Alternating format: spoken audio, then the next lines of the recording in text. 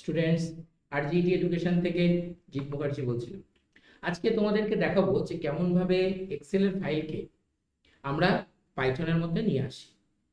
চলো, এর জন্য আমাদেরকে প্রথমে একটা এক্সেল ফাইল জাস্ট আমরা ক্রিয়েট করছি। বেসিক কিছু ডেটা দেবো, যেখানে গিয়ে আমরা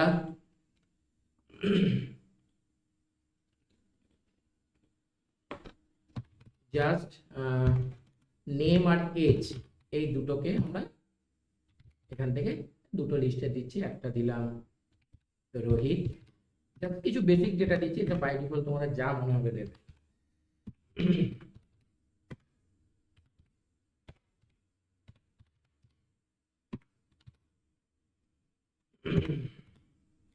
ঠিক আছে, এবার এটাকে তোমরা যখন সেভ করবে অবশ্যই মাথায় রাখবে দিস পিসি দিয়ে করছি, ডেস্কটপে করছি।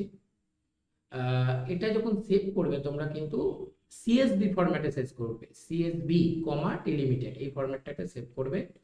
এবং এটাকে তোমরা এটা যে কোনো, আমি ধরো নাম দিলাম ফার্স্ট, মলার কেসে দিই।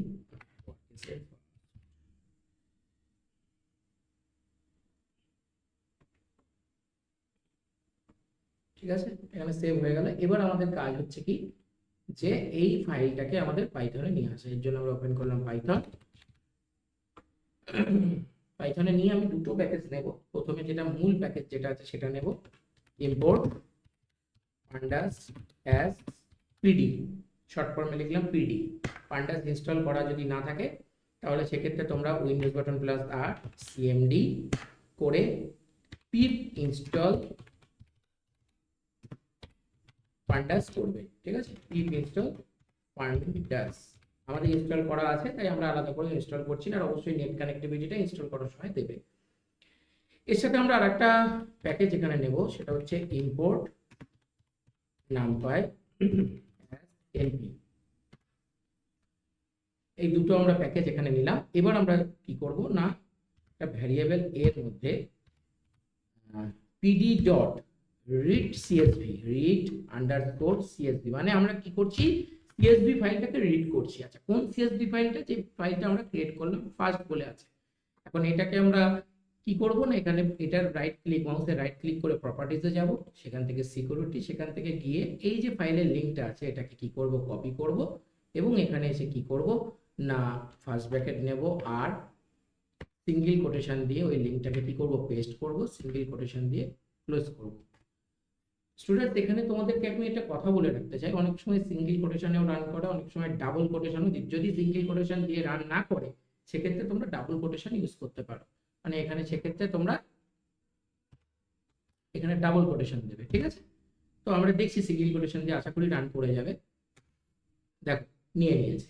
যদি এখানে ভুল দেখাতো তাহলে ওয়ার্নিং মেসেজ দেখাতো, সেক্ষেত্রে তোমরা এখানে কি করতে, ডাবল কোটেশন ইউজ করতে। ঠিক আছে, মানে এই মুহূর্তে আমাদের এ ভ্যারিয়েবলের মধ্যে ওই যে ফার্স্ট নামক এক্সেল ফাইলটা সেটা কিন্তু অলরেডি অ্যাসাইন হয়ে গেছে। কি করে বুঝবো স্যার অ্যাসাইন হয়েছে? ধরো আমি এটাকে কল করলাম, এন্টার করো, দেখো লক্ষ্য করে দেখো এখানে কিছু জায়গায় যে মানে রো গুলো, যে সেলগুলো মিস ছিল সেগুলো এন মানে নট অ্যান নাম্বার, মানে কোনো কিছু ওখানে দেওয়া নেই। বাট যে লিস্টগুলোতে দেওয়া ছিল, দেখো রোহিত, অমিত, সৌরভ অলরেডি চলছে। তোমরা যদি একটুখানি লক্ষ্য করো কেন এগুলো এন নট অ্যান নাম্বার এসছে, লক্ষ্য করলে একটুখানি দেখবে।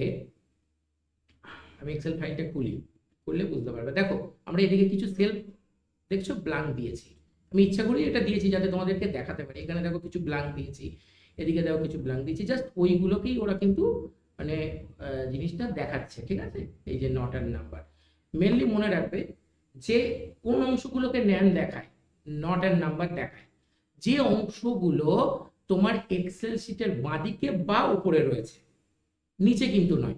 দেখো লক্ষ্য করে, এদিকের অংশটা ও নিচ্ছে, এদিকের অংশটাকে ও ন্যান দেখাচ্ছে, এবং ঠিক এই দিকের এই যে এইটুকু অংশ ন্যান দেখাচ্ছে। ও কিন্তু ডান দিকের গুলো বা এখান থেকে নিচের গুলো কিছুই দেখাচ্ছে না।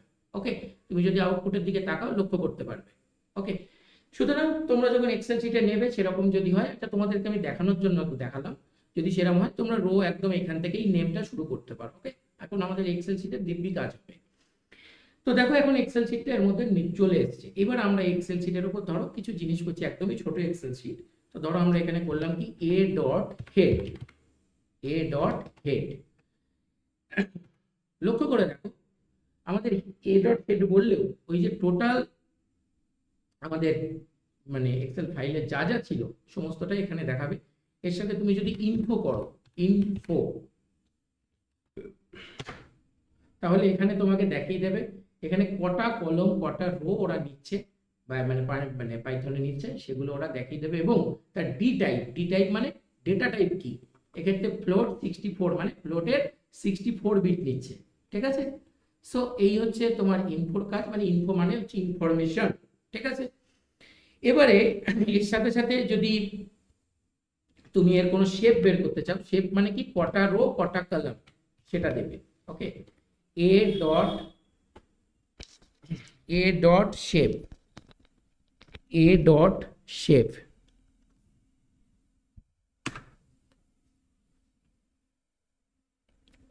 ডট, তুমি এটা শেপ লিখতে পারো এমনি জাস্ট, দেখো 6/5 মানে 6টা রো আছে 5টা কলম আছে, ঠিক আছে। ভিডিওটা থেকে যদি তোমাদের ভালো লেগে থাকে তাহলে লাইক শেয়ার সাবস্ক্রাইব করো। আমরা পরবর্তী ভিডিওগুলোতে এই এক্সেল বা এমএস ওয়ার্ডকে কীভাবে অ্যাড করতে হয় সেগুলো দেখাবো।